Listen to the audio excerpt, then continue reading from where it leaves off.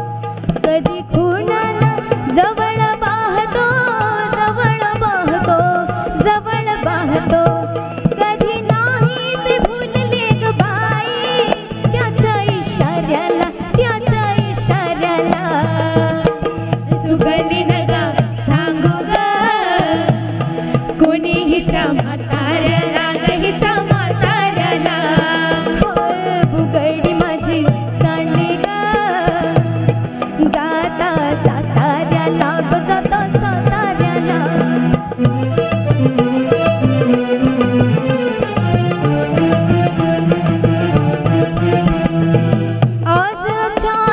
घरी तो आला, आज अचानक घरी तो आला, पैरून फेटान पाठीस शेमला, फार गोड तो मजसी गमला, मजसी गमला, मजसी गमला, तिला बसाया पाठणी बाई, त्याच्या शेजाऱ्याला, त्याच्या शेजाऱ्याला, सुगली नगा सांगू ग, कुणी हिच्या म्हाताऱ्याला, ग हिच्या म्हाताऱ्याला, हाय भुगडी माझी सांडली ग, जाता साताऱ्याला, ग जाता साताऱ्याला, हाय भुगडी माझी सांडली ग, जाता साताऱ्याला, ग जाता साताऱ्याला, हाय भुगडी माझी सांडली ग, जाता साताऱ्याला, ग जाता साताऱ्याला.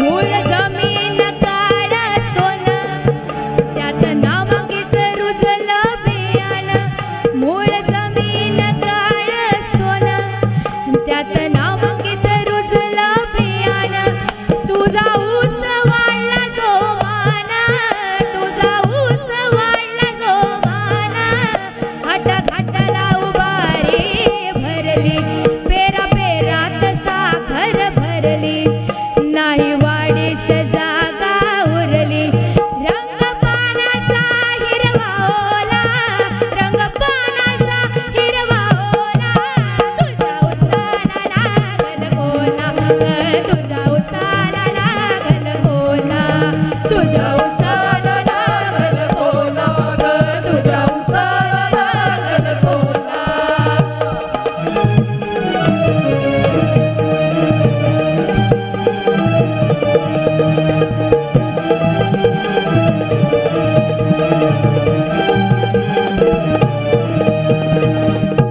लांब रुंद पिकला पिका, त्याची कुठवर ठेवशील निगा, सुरेख वस्तू म्हणजे अवकाळ जगा, ह्याला कुंपण घालशील घेते, जात चोरांची लई हे गमते, आपली आपण धरावी भीती, अर्ध्या रात्री घालशील घाला, अर्ध्या रात्री घालशील घाला, तुझ्या उसाला लागल गोला, तुझ्या उसाला लागल गोला, तुझ्या उसाला लागल गोला, तुझ्या उसाला लागल गोला.